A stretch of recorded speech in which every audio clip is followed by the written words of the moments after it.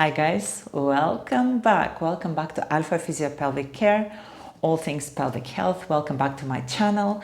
My name is Anastasia Varova and I'm pelvic floor physiotherapist working here in sunny Cyprus. I have over 10 years of experience working with all sorts of pelvic conditions, with all genders, postpartum recovery, and any other pelvic floor condition that there may be. Today, I would like to address a very specific concern slash question that I have received from a client of mine that has been instructed to do so, and therefore it put me in the position of re-education and position of dismissing the teaching and the truth that she's been told by someone else, by another professional.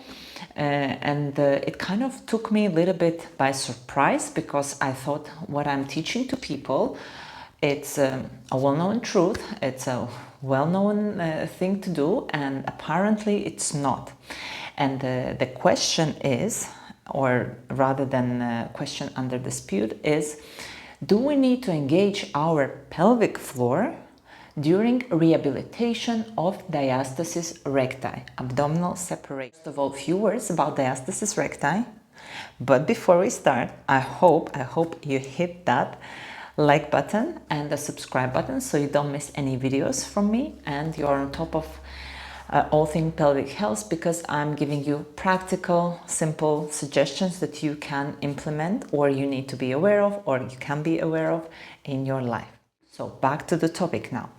Pelvic floor engagement, the squeezing, the Kegel during diastasis recti rehabilitation. First of all, a few words about diastasis recti. Diastasis recti is abdominal separation. It's separation of abdominal muscle that usually most commonly occur in postpartum women, so after giving birth. It can occur in other cases such as children, men, and non-pregnancy states, but most of the cases I see this is after birth. And quite few women, rightly so, are willing to do something about it, do some exercises, some rehabilitation in order to improve their gap and abdominal control. My teaching is starting from very, very basic. I do not really, at least in the beginning, separate diastasis recti rehabilitation from pelvic floor rehabilitation. So if somebody comes to me with diastasis recti, abdominal separation, I do also do intravaginal assessment, pelvic floor assessment. I of course offer this to the clients. If they agree, we do that. And I treat these two entities together. We are rehabilitating pelvic floor and diastasis recti together, because the core stone basics are the breathing, ABC, breathing, abdominal control, core control, and pelvic floor engagement. And this is going back down to anatomy. This is not just because I want so. This is anatomy. This is well researched, and these two things are going together. If somebody has diastasis recti, abdominal separation, they have lower core control, and core is not only our abdominals, part of the core as in the middle is also our breathing diaphragm and our pelvic floor diaphragm, pelvic floor muscles. And these need to work in sync in order to provide good intra-abdominal pressure, good muscle, deep muscle engagement, that we can later on build a little bit more complex rehab, more strength rehab, do our crunches, do our planks. These are not forbidden if we are doing everything properly into rehab with the abdominal separation. So why no pelvic floor engagement? Or why do we engage pelvic floor? I will here be camp team engaged. So I will explain how things are when you engage your pelvic floor together with your deep abdominals, especially your transversus abdominals, but also a little bit more superficial ones, side abdominals, and what happens with your diaphragm. I will show you this on me, and then I will use one of my kids' toys, which I think is perfect representation of how the core works. So hit that like button, subscribe, let's go. First, a very, very basic anatomy. Pelvic floor, diaphragm. floor, roof, walls. Okay, our abdominal, this is why it's called abdominal wall, pelvic floor. Diaphragm is the roof on top of all of it. So when we take a breath in, diaphragm goes down, it flattens in order to allow for our lungs expand. Therefore, it slightly increases abdominal pressure, abdominals relax, and pelvic floor drops. So they work together like this. This is the diaphragm, pelvic floor, breathe in, drop. When we breathe out, diaphragm contracts, relaxes. The contracted state is doming state, lifts up, pelvic floor moves up. So it goes breathe in, out. Whilst abdominals breathe in, expand, out, together. So when we breathe out, pelvic floor lifts, abdominals engages, tightens up, diaphragm allows this lift, this engagement, and everything is engaged, strong, nice, supported. The tension going through fascia, the tension going through back is stiffened, back is supported, pelvic organs and other abdominal organs are supported. This is natural breathing cycle. This is how it should be in healthy individuals, and this is how it is anatomically. This is without an effort.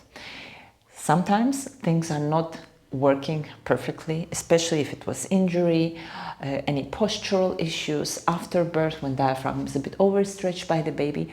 But in a healthy individual, if everything is fine, everything is working as per book properly anatomically, this is what happens. Pelvic floor moves along with diaphragm. Abdominals work together with the pelvic floor. Engage, lift to allow space for that engagement. Flattens down, relaxes to allow that space. So let me show you on this beautiful toy that I have for my kids. And to be honest, when I saw it and my son wanted this toy, I was like, I'm gonna take it for you just because I want to use it as an analog. All right, so this in the middle right there is a little ball. It's our core. Here are our organs sitting inside, nice and protected. Everything is nice and tight, pelvic floor working correctly. And this is the resting state. This is not your tight state. This is normal resting state, because in resting state, our muscles are not 100% relaxed as soon as we're not asleep. When we are consciously aware and standing upright, there is some effort going on anyways from the muscles. So you take a nice deep breath in. Okay, your diaphragm here becomes flat. Here it was nice and tall. Here it becomes flat. Pelvic floor drops.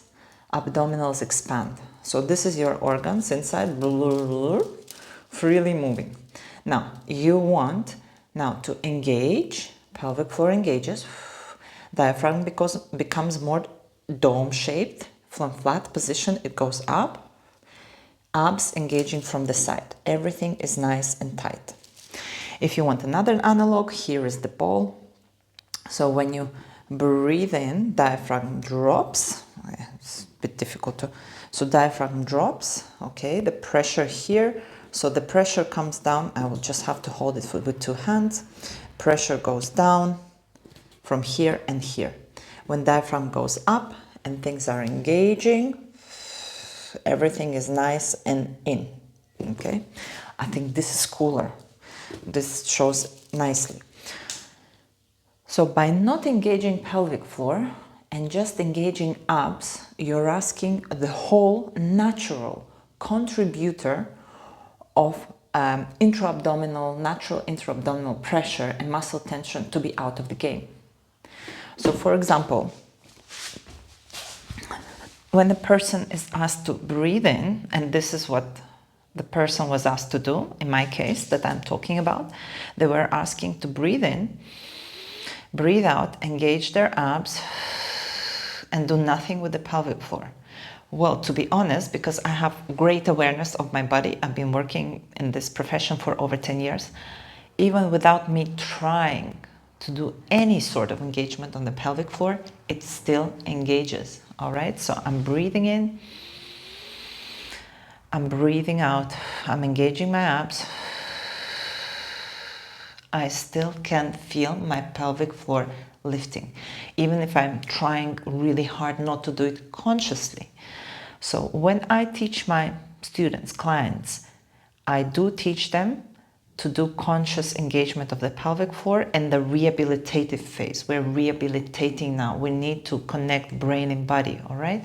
So we breathe in, breathe out, engage your pelvic floor, and you have so much better abdominal engagement, so much stronger. And this is what people report to me, and this is, you can try yourself. You can try to breathe in, engage your abdominals without any pelvic floor squeeze. On a breath out, and then you breathe in. On a breath out, engage your pelvic floor, then your abdominals, and you will see how stronger will be your contraction. When you have learned this basic intra-abdominal pressure control, and this is really, really basic, when it comes to a little bit harder exercises, let's say some kind of crunch type of abdominal, breathing in, breathing out, I'm engaging my pelvic floor, I'm lifting my legs and want to do some drops here, okay? I'm keeping my pelvic floor engaged. What is happening is, with that engagement, I'm helping my abs, I'm helping my deeper and superficial abs, number one. Number two, I'm helping my pelvic organs. I'm helping my uterus, my bladder, my rectum to stay in a better position, rather than if I did not engage my pelvic floor and just let the all intra-abdominal pressure to push the things down. And this is what I see a lot in a very fit women who did a lot of abs, you know, they were very into fitness, but they were never told of pelvic floor engagement during very strenuous exercises, or generally they were never told about it. They're not aware of it, and they might have very strong core. They have six-pack abs, and they still come in with grade 2 and even 3 pelvic organ prolapse. It's very important to have everything engaging as the anatomical natural ways go. Next time, if somebody is telling you to not engage your pelvic floor and just do your abs and breathing, you can blame this all on me and say, this woman from YouTube told me that's not right, that I should be engaging. And you can send them this video as well. I hope, guys, this clarified things for you, and you will be engaging your pelvic floor and abdominals during your rehabilitative phase. If you do need a consultation on the things, I also do online consultation. I have great experience in consulting people all over the world. US, Sri Lanka, Lebanon, UK, Germany, yeah, a lot of different countries. We can do a lot of things online to clarify things for you. So you can fill up the form that is in the description below if you need an individual consultation. I hope you enjoyed this video, and we will see you back very, very soon. Take care. Bye.